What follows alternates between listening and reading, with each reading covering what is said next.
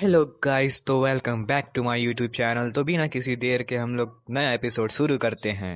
सब कुछ एक अलग दुनिया में शुरू होता है। टैकिंग डायनेस्टी के इंपेरियल पैलेस में एम्परर मर चुका है और सबसे ज़्यादा बेवकूफ़ बदतमीज़ नज़रअंदाज किया गया और हारने वाला बेटा तो ये गाड़ी पर बैठ चुका है।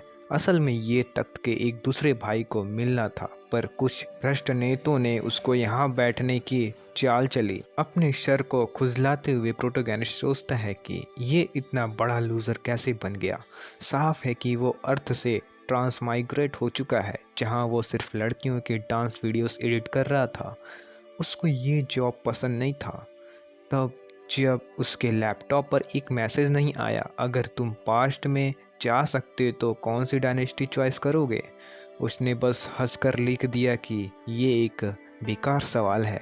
फिर कीबोर्ड वॉर शुरू हो गई, जिसमें उसने पास्ट की बुराई करनी शुरू कर दी।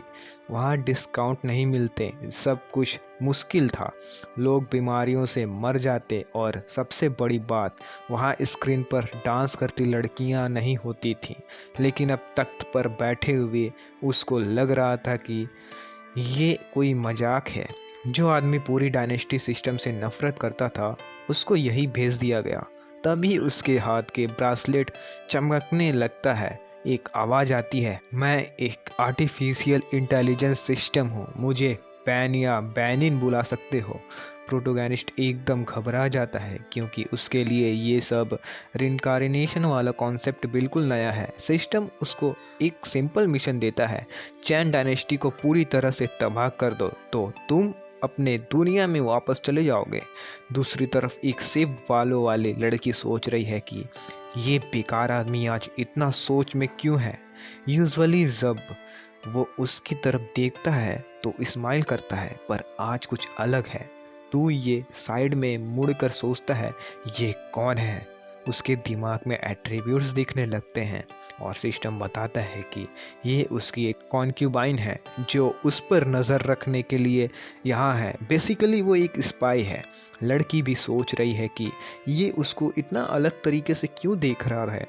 तो ये अपनी दाढ़ी को खुजलाता है। उसको पता है कि ये खूबसूरत लड़की सिर्फ उस पर नज़र रखने के लिए है, पर उसका चार्म इतना स्ट्रांग है कि इग्नोर करना मुश्किल है। तभी लड़की सोचती है, कहीं इसने मेरे सीक्रेट स्किल्स को तो नहीं देख लिया। अचानक एक आवाज़ आती है। उसके बगल में एक लंबी बालों वाला आदमी खड़ा है, जो पूछता है, तू इतना डिस्ट्रैक्टेड क्यों लग रहा है। तू ये समझ चुका है कि ये आदमी उन्हीं गद्दारों में से एक है जिन्होंने उसको गाड़ी पर बैठाया था। सिस्टम इटसेल्फ शो करता है ये आदमी प्राइम मिनिस्टर है और इसका इंटेलिजेंस स्कोर 94 है। साफ है कि ये लोग तो ये को एक पपेट बनाकर चलाना चाहते हैं। नज़दीक ही एक और मिनिस्टर जियाओ खड़ा है, जो बहुत ताकतवर है और इस जगह पर ज़बरदस्त इन्फ्लुएंस रखता है। ये लड़की जियाओ सू का बाप भी है। जब लड़की सोच रही है कि ताओ ये आज इतने अलग क्यों बिहेव कर रहा है, तब वो मिनिस्टर के एट्रीब्यूट्स देखने में बिजी है। ये लोग सच में डेंजरस हैं। तभी बैन एआई सिस्टम उसको कुछ सिग्नल देता है। मिनिस्टर जियाओ एक कमेंट पास करता है, कहिए आपको लगता है कि ये तक टिकने वाला नहीं है। तो ये हंसते हुए जवाब देता है, मुझे तो वैसे भी चाहिए कि ये गाड़ी ना टिक पाए, जल्द ही ये पूरा देश तबाह हो जाएगा। मिनिस्टर के सवाल का ऐसा जवाब देकर लड़की भी हैरान रह जाती है।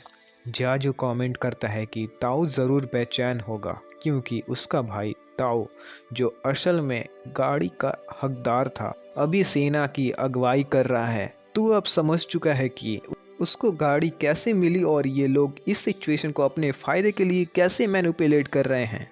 जेड उसको याद दिलाता है कि ये लोग इंपेरियल लॉज और फरमान तोड़ रहे हैं। भाई उसको एम्परर बनाकर जाजो एम्परर के कॉफिन पर हाथ मारता है और कहता है, कोई बात नहीं, ये खुलने वाला तो है नहीं, एम्परर उठकर मुझे मार नहीं सकता। पर यही बात ताओ के लिए नहीं कही जा सकती। इसके अलावा अभी तक एम्परर की मौत की खबर भी अभी तक नहीं फैली है। फिर ज़ाज़ो एक ज़्यादा सील दिखाता है और कहता है कि अब जल्दी एक्शन लेना पड़ेगा वरना ताओ भी एम्परर के साथ मरने वाला है। ताओ ये समझ जाता है कि ये लोग चाहते हैं कि वो इंपीरियल सील का यूज करके पूरे देश को हुक्म दे कि उसका भाई ताओ को मार दिया जाए ताकि उसका तख्त छीना ना जा सके। लेकिन ताओ ये जानता है कि राजा होने के बावजूद वो सिर्फ इन दो लोगों की कठपुतली बनकर रहेगा। सबसे दुख की बात यह है कि एम्परर के सबसे विश्वसनीय लोगों ने ही ये सब प्लान कर लिया, जबकि उसका लाश भी ठीक से ठंडी नहीं हुई। पर ताओ ये इस गंदी राजनीति का हिस्सा नहीं बनना चाहता। इसके अलावा उसके साथ एक खूबसूरत स्पाई भी है जिसमें उसको बहुत ध्यान से डील करना पड़ेगा। अब उसको सोचना है कि ये सब सिचुएशन हैंडल कैसे करे।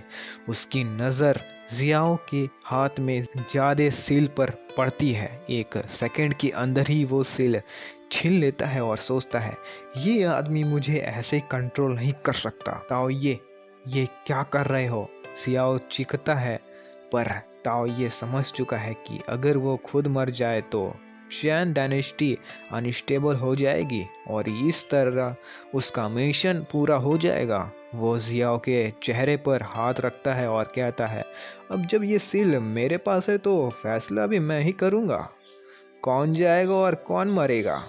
ज़ाज़ो ये देखकर चौंक जाती है। उसने कभी नहीं सोचा था कि ये बेवकूफ़ लड़का उसके बाप को ऐसे सीधा चैलेंज देगा।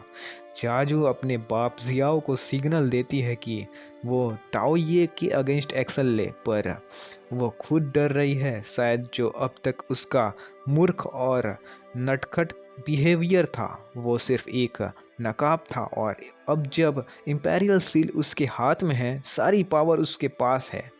जाजू ताओ ये को वार्निंग देता है तुम एरोगेंस दिखाने बंद करो, तुम्हें तख्त पर बैठने वाले भी हम थे और तुम्हें गिरा भी सकते हैं। ताओ ये हंस पड़ता है और कहता है तो मार दो मुझे। उसको पता है कि सामने वाले के मार्शल आर्ट्स पॉइंट सिर्फ 77 है, इसका मतलब उसको मारना आसान होगा। जियाओ आगे बढ़ने लगता है और चीखता है मैं तुझे अपने हाथों से मार दूंगा, पर उसकी बेटी जियाओ सू उसको रोकने की कोशिश करती है। उसी वक्त टैन यान बीच में आ जाता है और सबको शांत होने को कहता है हमारा गोल तो एक ही है ना। तू ये देखता है कि यह आदमी काफ़ी शांत दिमाग का है, इसको चिढ़ाने के लिए और मज़ा लेना पड़ेगा। इतने में ज्यादा सेल गिर जाता है। जियाओ गुस्से से चीखता है तुमने क्या किया? तो ये बेपरवाह शक्ल बनाता है और मुस्कुराते हुए कहता है उप्स, गलती से गिर गया। उसको पता है कि ये सील पूरी डायनेस्टी की शक्ति का प्रतीक है और अगर ये तोड़ दिया जाए तो सबसे बड़ा अपराध माना जाएगा और ये लोग इतने बड़ा अपमान बिल्कुल बर्दाश्त नहीं करेंगे। चैन गुस्से से घूर रहा है। ताओ ये को अंदर से महसूस हो रहा है कि मौत करीब है। जियाओ आगे बढ़कर कुछ बोलने वाला ही था, पर टैन युआन उसको रोक लेता है और कहता है राजा बस थोड़ा मजाक कर रहे थे, जब तक ये तख्त पर बैठे हैं दुनिया उनकी है, एक छोटी सी ज्यादा सील इतनी बड़ी चीज नहीं है। फिर वो कहता है रात हो गई है, इस बारे में कल बात करेंगे। दोनों मिनिस्टर निकलने लगते हैं, पर तभी ताओ ये उनको आवाज लगाता है। वो कहता है राजा हो या आम आदमी सब कानून के सामने बराबर होते हैं, इसलिए इसके लिए फांसी होनी चाहिए।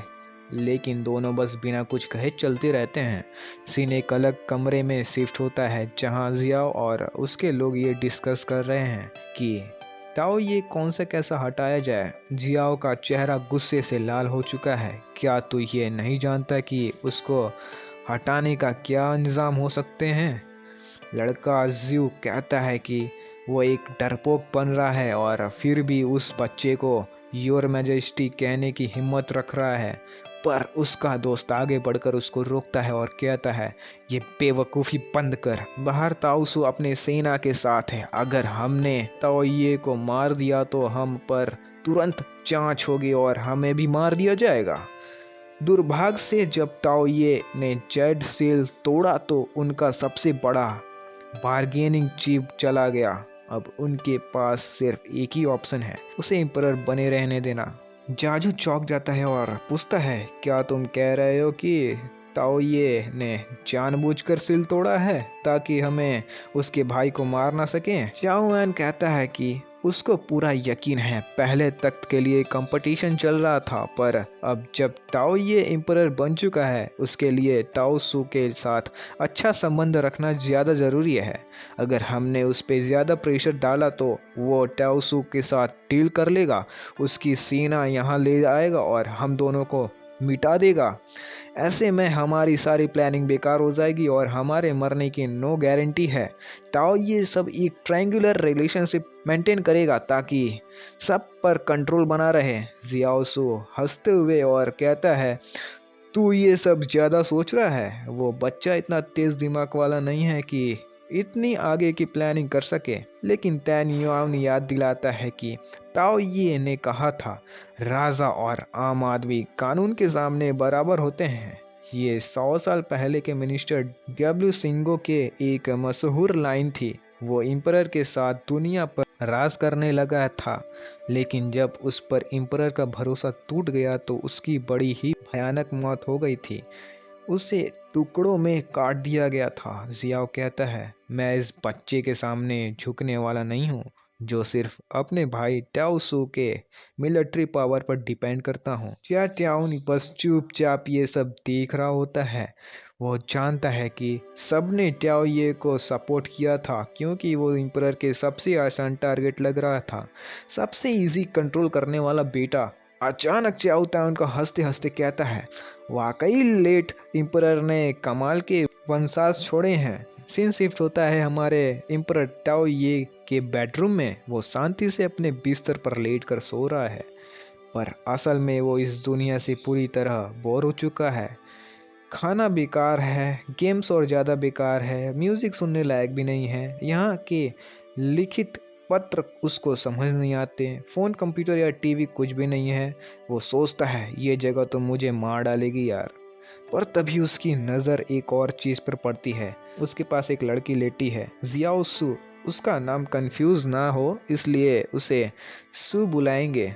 शिव थोड़ा शर्माती है और कहती है, एक सेवक होने के नाते मुझे हमेशा महाराज के साथ उनके कक्ष मीन्स चैम्बर जो बोलते हैं में रहना चाहिए।